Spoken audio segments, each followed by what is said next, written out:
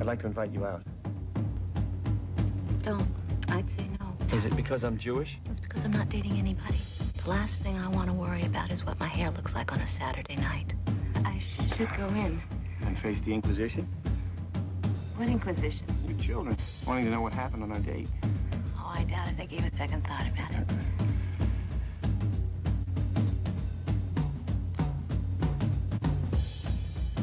Just so you'll have something to tell them about. I'm such a hypocrite. I did exactly what I've always told my children not to do. It's just like with the cookies. Whenever I baked cookies, they could have 2 apiece, no more, and then I'd put the rest away. But after the children were asleep, I would sneak down into the kitchen, and I would eat and eat and eat. Did the hypocrisy eventually embarrass you enough to stop eating the cookies? Did it what? Did you give up the cookies? I'm ashamed to say I did not. That's a relief. Every one of you is a gift from God. God has a plan, always a plan, even if we don't always understand it. God's plan for me. Oh, no. If you're sick, we should know if you're not dying. Dying? No, I'm having a baby. I didn't think Mom could get pregnant at her age. Maybe Mom didn't think she could either. You realize she did everything she told us not to do? She dated a non-Catholic. She had sex outside of marriage. She's gonna have to take a trip. Who's got money for that? I'll lay odds the son of a bitch who did this to her won't help out. She could stay with Aunt Irene. She won't stay with relatives. She's never going to admit she's pregnant. She told us. She had to. We'd have found out sooner or later. What do we tell people? We don't tell people anything. I haven't even told What Ginger. about when she starts to show? She'll have to leave before then. She's going to have a baby brother. Half-brother or half-sister if she doesn't give it up for adoption. Will she? At her age, how's she gonna take care of a child? Even if she's willing to put up with all the questions, I'm sure not babysitting Alcon's little bastard. What if they get married? He's Jewish. So? Mom would never marry a non-Catholic. Well, we used to say she would never date a non-Catholic. And she did. Jewish is beside the point, Linda. The man's no better than a traveling salesman. He isn't fit to be a husband. He probably already skipped town. Not Al. Like you're any judge of character. You're the one who brought him around here in the first place.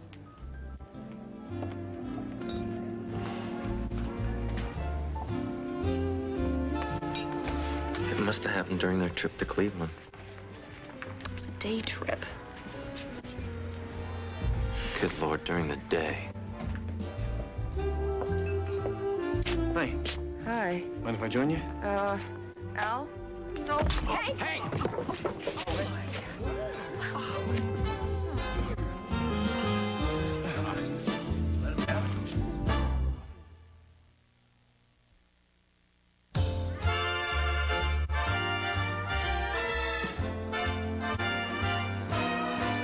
You got to accentuate the positive, eliminate the negative, and latch on to be affirmative. Don't mess with Mr. In Between.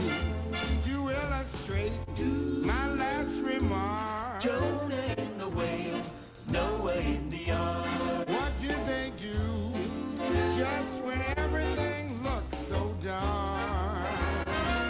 Man, they said you got to accentuate the positive, eliminate the negative, and latch on to the affirmative. Don't mess with Mr. In Between.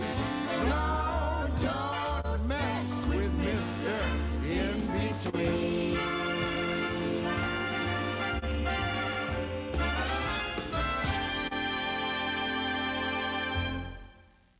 Children, you were pregnant, you didn't tell me? Shh, I didn't mean to tell them.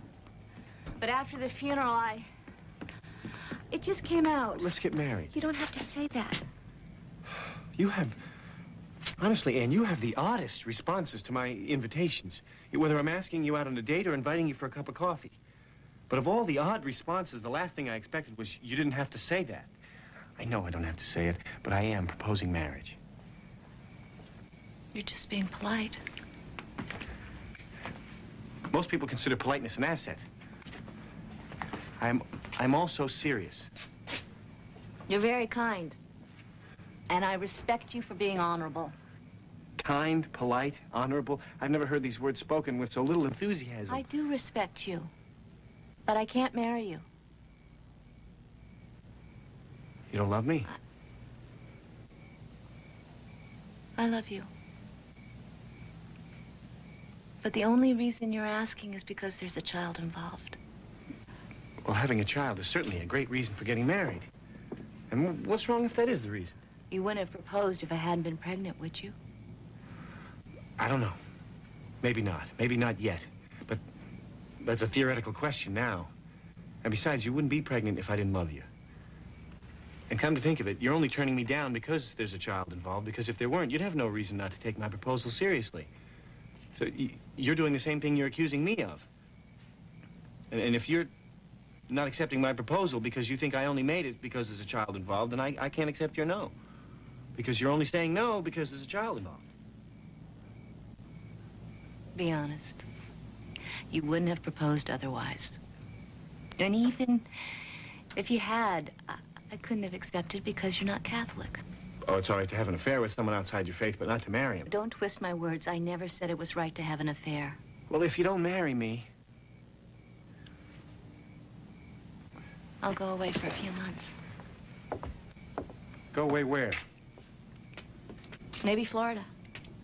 I'll find an inexpensive place to rent. Why go away? In case you haven't noticed, there are no homes for unwed widows. I'll go away before I start showing, and when I come back, I'll say I adopted the baby. You'll adopt your own baby? Well, that way the children...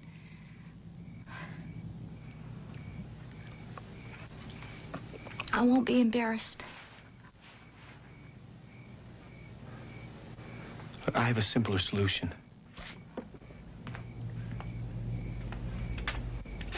Marry me. I want you to marry me. Thank you for the offer, Al. I mean that with all my heart. Thank you. Thank you? Thank you?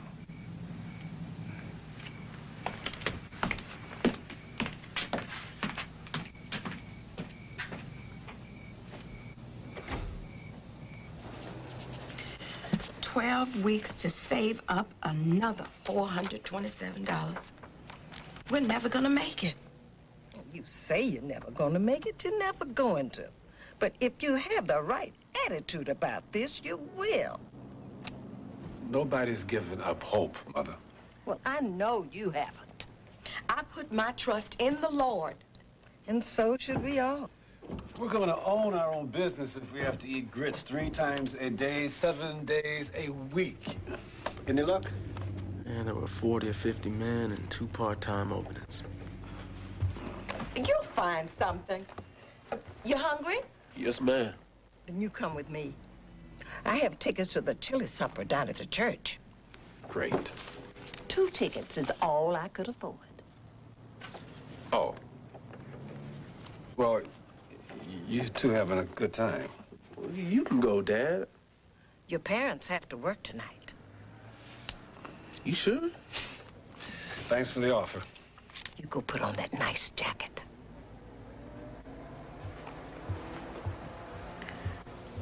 I would hope if anybody's doing any matchmaking with my son, they would check with me about it. Who says I'm matchmaking? Well, my manners, I want to introduce you to my grandson, Robert.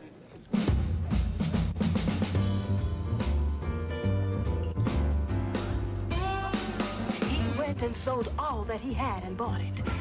Matthew 13.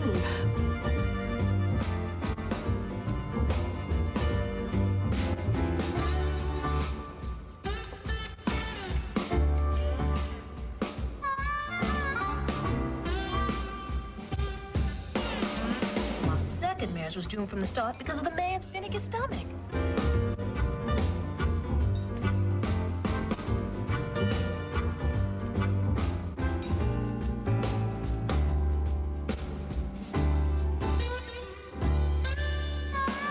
That damn union stirring up all that trouble like that.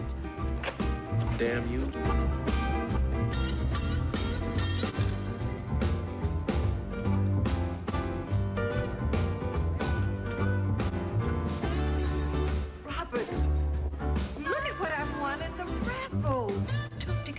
million season opener. Congratulations, Mrs. Davis. They're yours, Robert. Thank you. Who are you going to take? Big day coming up, huh? Don't say big day, it could jinx me. I hardly think that by saying Don't big say- day it's gonna jinx anybody. Ginger, it's hard enough to concentrate on hitting with everything that's going on around here. What everything? Mom is feeling poorly. Linda's out of work. Hank's a walking bundle of nerves. He sleeps on the Davenport because his bedroom reminds him of Sarah. Well, then you're just gonna have to take their minds off their troubles by hitting home runs. That's what baseball's for, isn't it?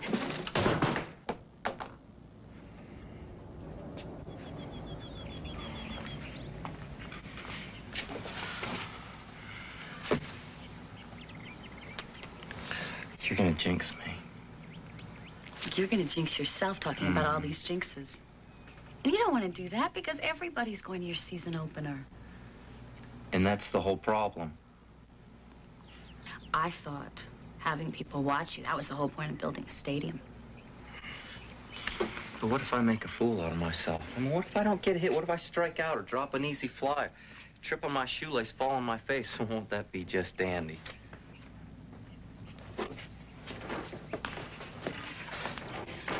When I broke my heel at graduation, and about a zillion of my classmates laughed at me, I kept my head up high. I pretended not to notice, and eventually they shut their gaps. The fans will do that too. I'll try to remember that.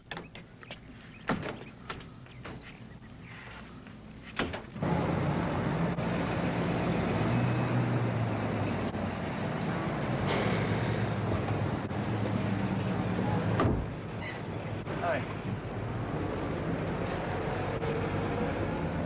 How you feeling? Fine. Good. Did you get tickets for the game? Yes. Buy me one? No? Would you have an extra one I can use? No, but I'm sure you can get a ticket. You have general admission or reserved? We split it, she ain't bought reserved.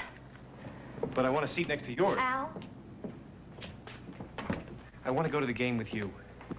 I want to go to the grocer's with you. I want to go to breakfast with you. I want to go to bed with you. I want to marry you. Please. No, please. It's God's will that we get married. No, don't you dare make fun. Don't think that you're the only one that can quote God, which you do rather freely. And I'm not objecting, I'm only pointing it out. You're all the time talking about this will of God idea and God's plan and all, and I've been thinking, now hear me out. I've been thinking about it, and I'm willing to concede that you have a point. Because if it wasn't God's will, why the hell would I be sent to River Run to organize the very factory where your children work? And why would your daughter have introduced me to your family? And why would I have fallen in love with you? And why would you be pregnant by me, huh?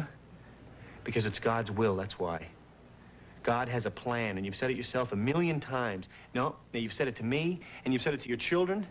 There is a reason for everything, even if we don't understand it, and I don't understand it. But it's God's will that we get married. This is the first time you've said you believe in God. Whether or not I do is not the point. The point is that you believe, and I'm holding you to it. Yes, I am. Turning me down would demonstrate a profound, potentially damnable, and I use the term advisedly, lack of faith in God's will. You have to marry me as an act of faith.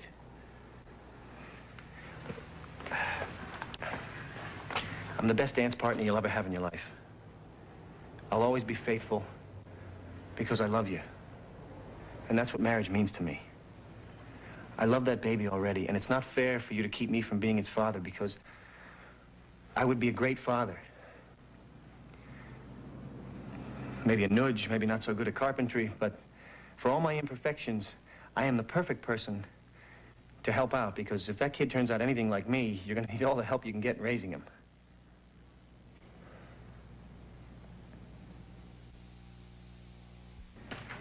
Did you know that, statistically speaking, a great percentage of mixed marriages fail? Why do you suppose that is? My experience is that love blinds some people to differences that, after the vows, become more apparent and more important. Well, that would be true of all couples, wouldn't it? To a degree, perhaps it's more the case with spouses of different cultures and religions. Well, Ann and I are both Americans, and I'm not religious. Would you like a cup of coffee, Father? Please. None for me, thanks. You don't practice your faith? I practice my faith to the extent that I try and live by my beliefs, but I'm not religious. One spouse's lack of religion could put even greater strain on a marriage than a different religion might. That might be the case if the irreligious one held beliefs antithetical to the other's religion. But one of the tenets of my faith is that I respect another person's convictions. I practice that religiously.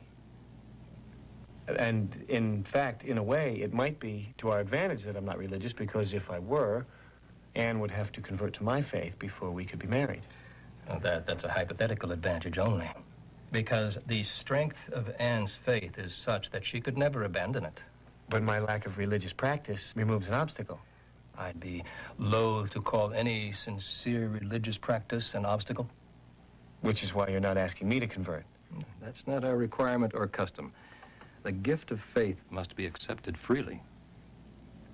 This is simpler than I had imagined. I have to believe, Mr. Kahn, that at your age, you're capable of informed decisions. I appreciate your faith in me, because one of my informed decisions was to divorce my first wife. Ah, is that a problem? Is your first wife a Catholic? No. A civil ceremony between two non-Catholics presents no impediment, because in the eyes of the church, you were never married. I've always wished I'd never done it. I'm glad to know it never happened. Are there any other impediments I should know about? If Anne were younger, there would be other issues, but at her age... Al, would you give me a hand, please? Excuse me, Fred. Certainly.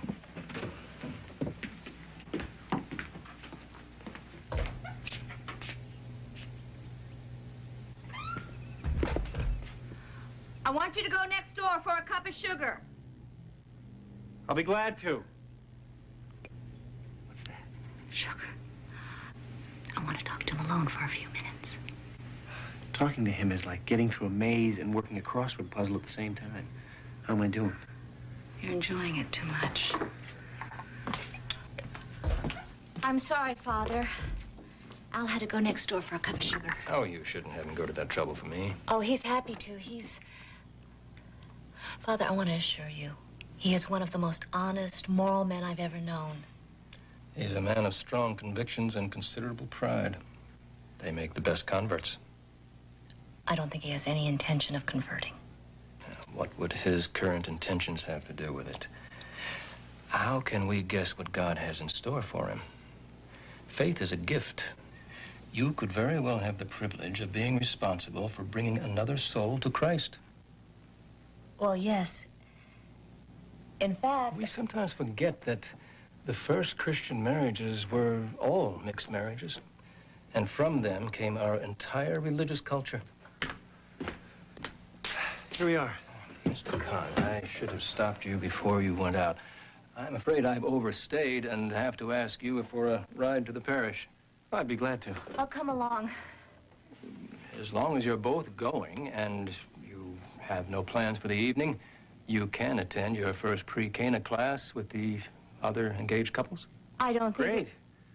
We didn't have anything to do tonight. Must be providential that I'm late. I still say 2 jobs is 1 job too many. Well, it's not forever. Tell my feet that. Would you tell Robert when he comes in that I left a plate in the oven? I'll put it in the fridge for him. I wouldn't expect him back for a good while. He's been home? Come and gone. Gone where? So what did your grandmother tell you about me? You're 26, you have a good job, and you like jazz.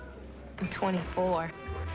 I have a job here, which I wouldn't call good, but I do like jazz. She got the most important part right. Have you ever met this young lady? I knew her when she was a child. When she was a child?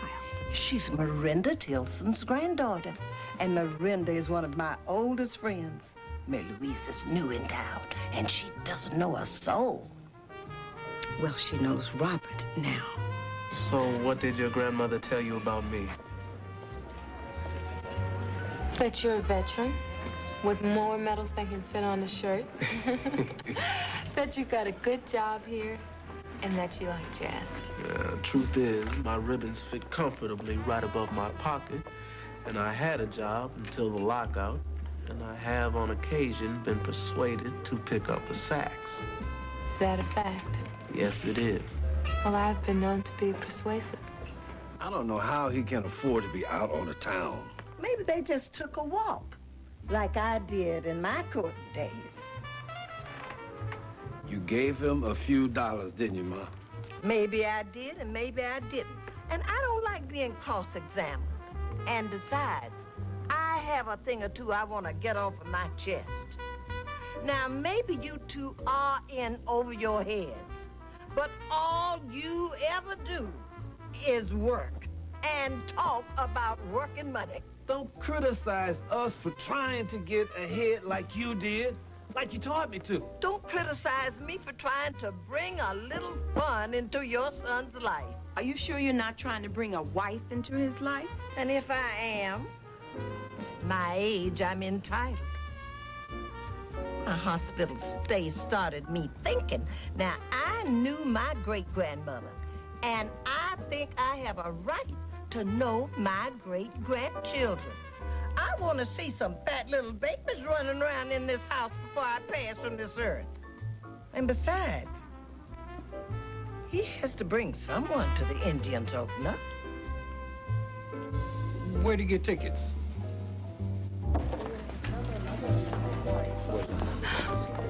Your mom.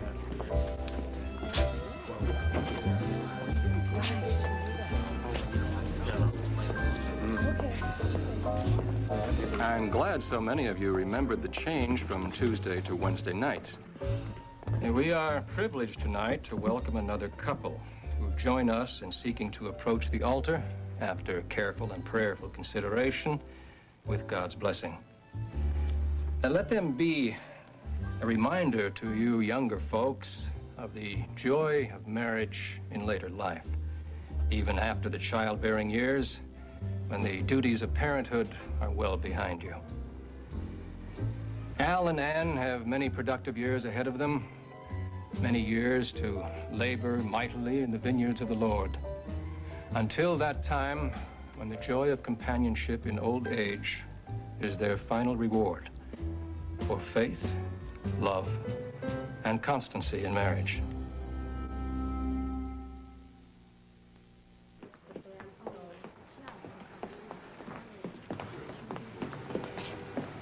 Good night. Good night, Father. Good night, Father. You didn't tell him. How could you not tell him? Don't use that accusatory tone with me. I don't speak or think as quickly as you do, and I haven't decided what to say. What's to say? You say 2 words. I'm pregnant. That's not so easy for me. I'll say it. No, you will not. And Father Dreyer approved of it? He held him up to the class as an example of the joys of marriage after the childbearing years. It's so romantic they can fall in love at their age. How come you're not jumping up and down? It'll take some getting used to. I thought you thought Alcon hung the moon. I like him, I just never thought of him as my stepfather. I never pictured having to face him at breakfast, in the bathroom waiting to get in. You know, I hope he doesn't want us to call him Dad. Oh, come on, stop it. So, Mom's name will be Mrs. Kahn. Lord. You two are taking all the romance out of this. If this makes your mother happy, well, it's her choice. That's all that matters. You're right. You gotta welcome him into the family. Say, I hope he related to me, too, after we're married. He'll be my, stepfather-in-law, if there is such a thing. Who will? Mom and Al are getting married. Isn't it swell? My word, he'll be our children's grandfather. Is it grandfather? It's Mom's choice. We figure if it makes her happy. We should go along with it. I think it's wonderful beyond words. It's beyond words. Wonderful is not what I'd call it.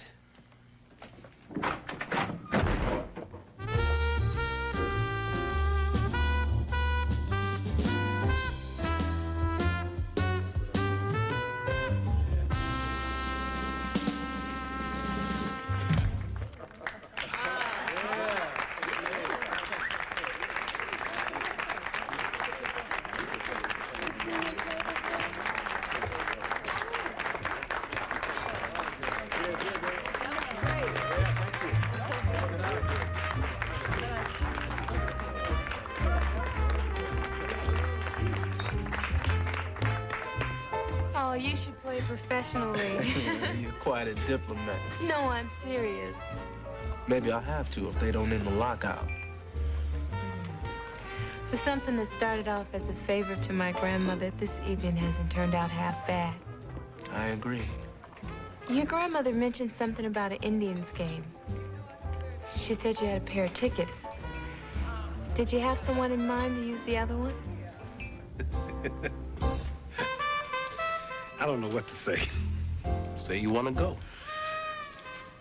I want to go. Somehow I knew that. Good night. Good night, Grandma. Don't start, Mother. I didn't force him to give this to me. I didn't even ask him. I think it was a very generous thing for him to do.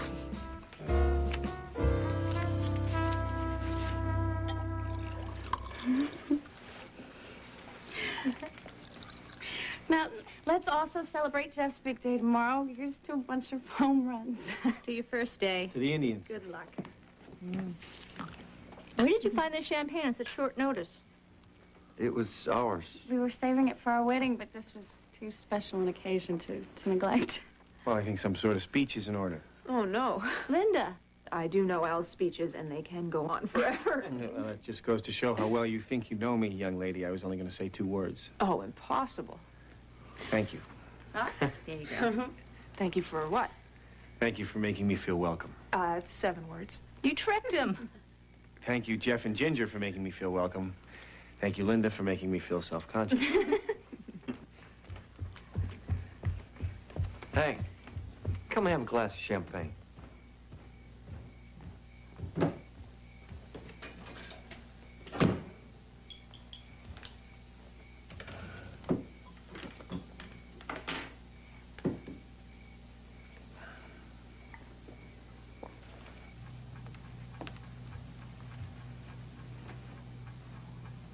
You're wearing the hat? Why shouldn't I? Oh, you should if you want to. I only wonder if it's a bit dressy for a baseball game. But suit yourself. You do look lovely in it. I thought the whole point of my attending a ball game was to demonstrate to our union brothers and sisters that God's in His heaven, all's right with our world, contract dispute or no. But we don't want to appear to be fiddling while Rome burns. I tell you how happy I am you're going with me. I know you don't generally enjoy spectator sports. Well, don't make too much of it. I'll be self-conscious. You don't like this either? I love it. I only wonder if you'll be comfortable in it at the stadium. Do you know how many union wives would kill to be able to dress as I do? Michael, you're forgetting that even unionists want to better themselves and need goals to aspire to and people to look up to. I'm beginning to develop sympathy for Bess Truman, which is something I never thought I could have towards a Democrat.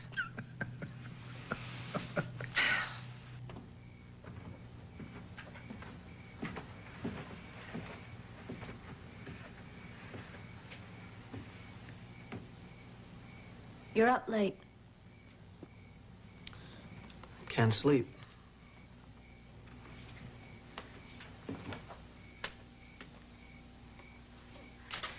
Do you want me to make you something? No, thanks.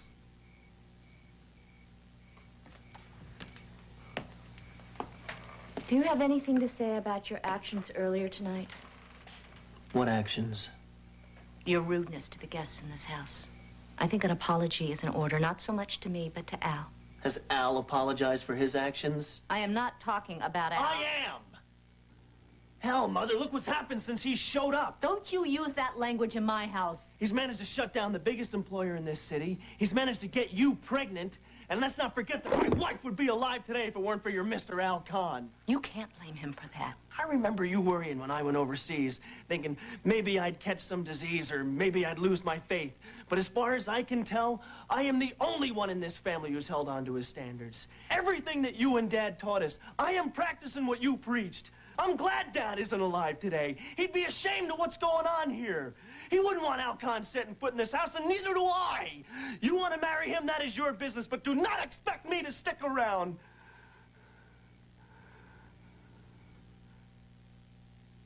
One and all to the 1946 Cleveland Indian home opener.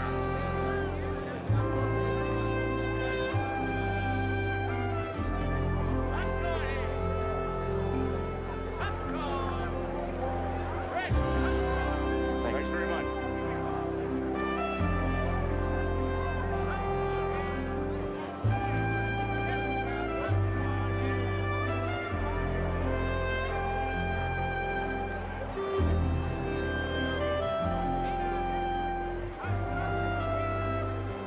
1,800 members of Walter Reuther's motley UAW are fighting with Eleanor Barace's husband, and she still manages to wear her main bochet.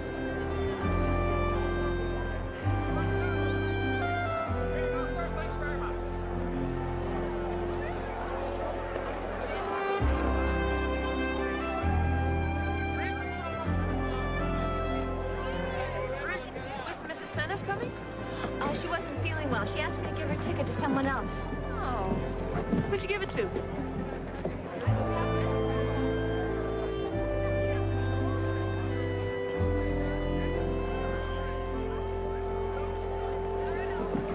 Hi. Sorry I'm late. Glad you can make it. Hi. Hi. You haven't missed anything. Good.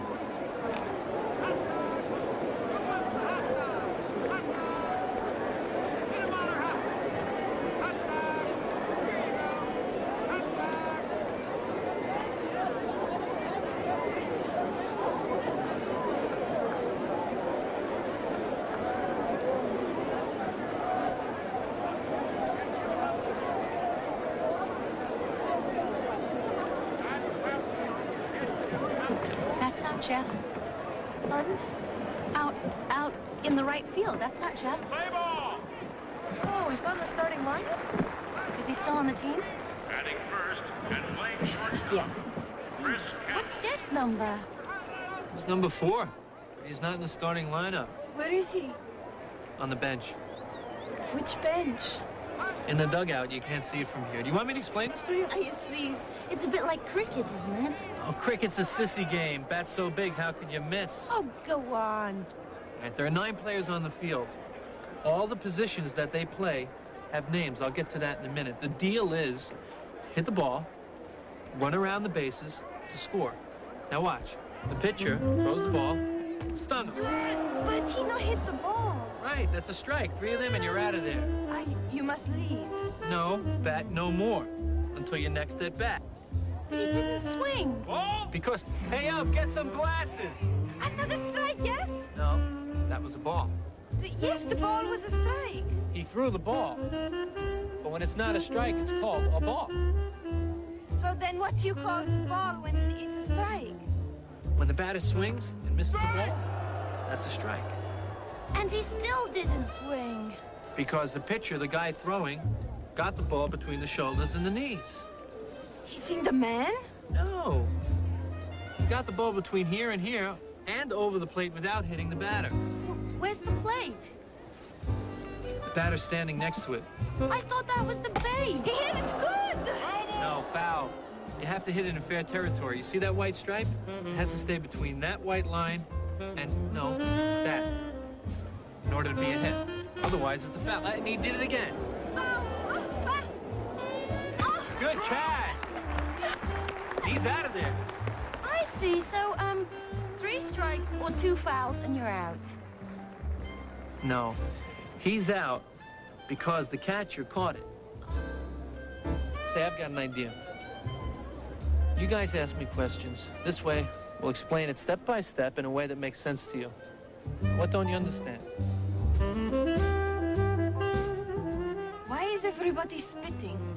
Yes, it's quite unpleasant, really.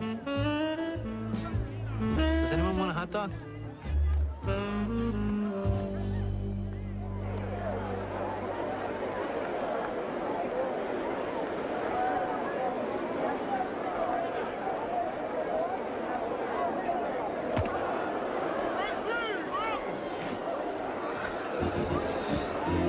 They should put that Metcalf boy in.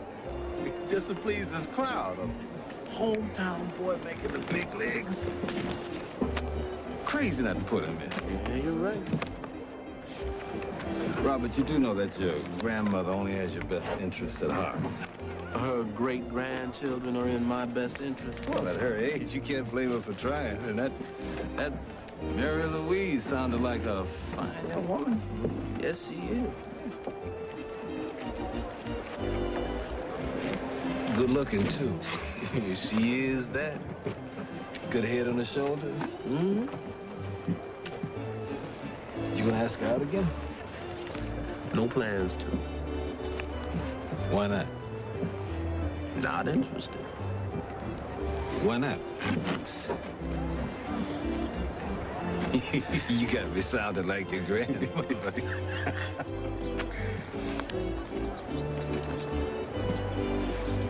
You got other plans that I don't know about? The woman I want to marry is in Europe. You never said a word. She's a French woman. A French woman.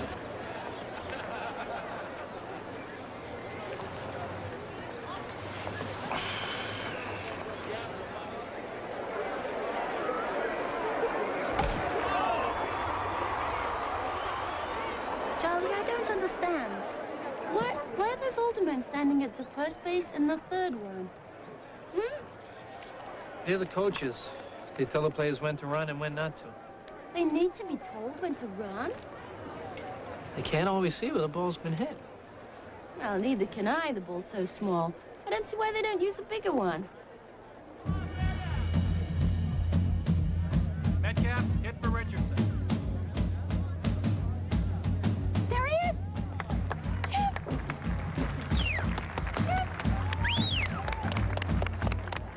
I think I'm gonna cry. I'm so proud. Let's go, Mutt. You can win it for us.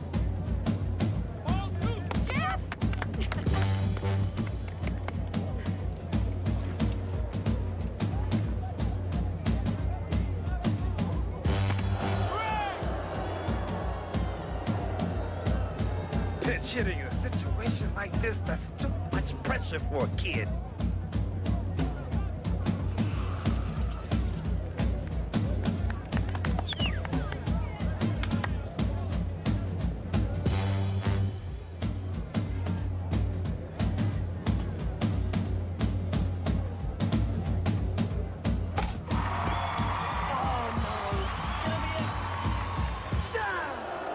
Double play.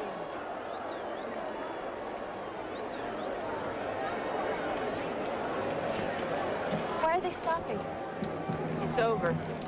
Come on. Wait, it's not fair if everybody doesn't get their turn. Good score. Detroit, 5 runs, 8 hits, and no errors. Cleveland, 3 runs, 5 hits, and 1 error. Thank you for attending today's game.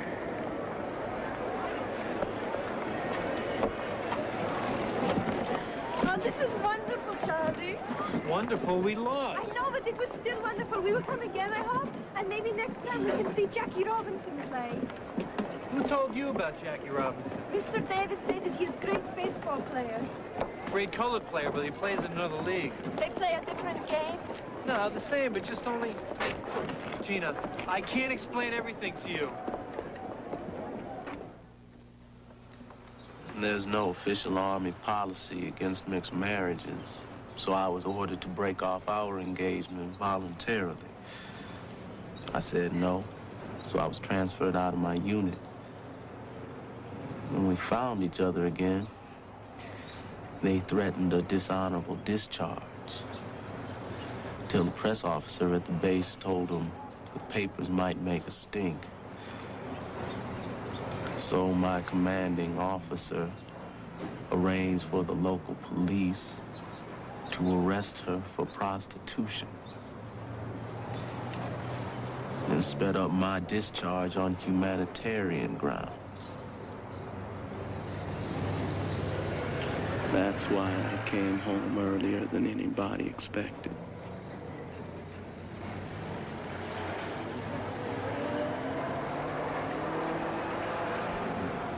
What do you plan to do? I want to find her. Bring her over.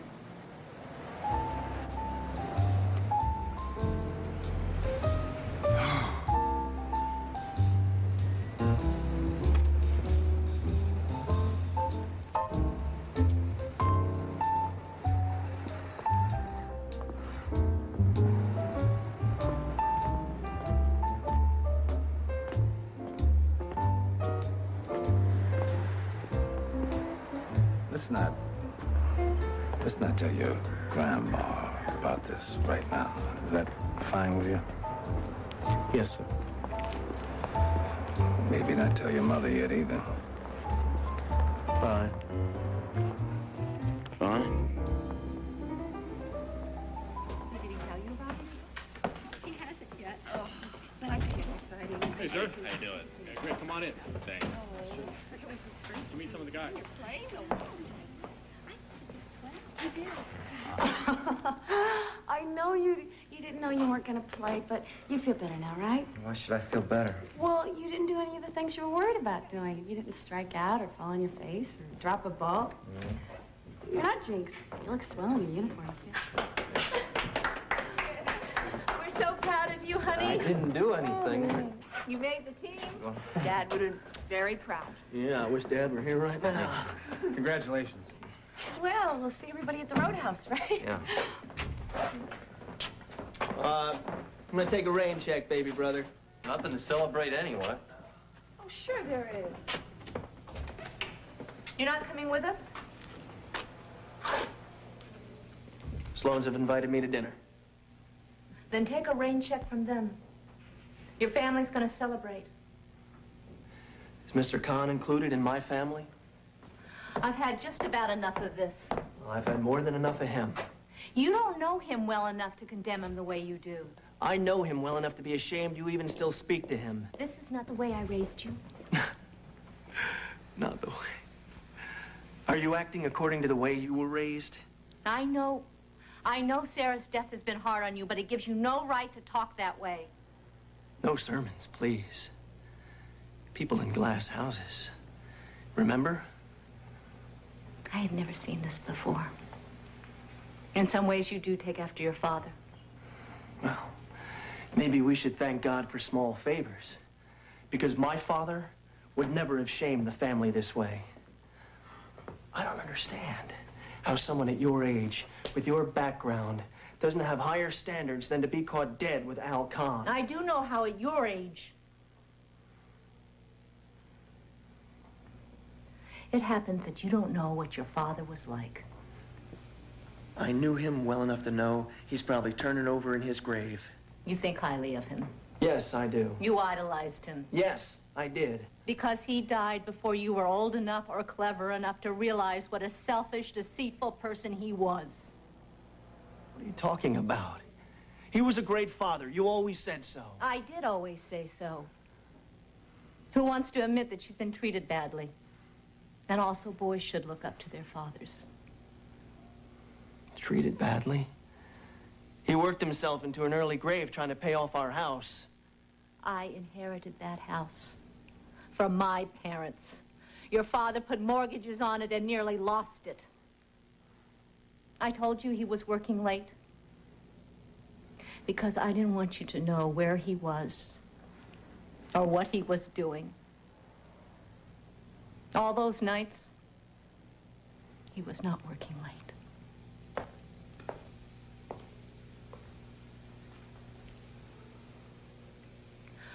I hope you meet us at the Roadhouse.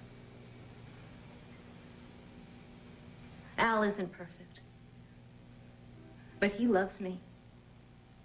And if I have the chance for the kind of marriage I've always wanted, how can I pass that up?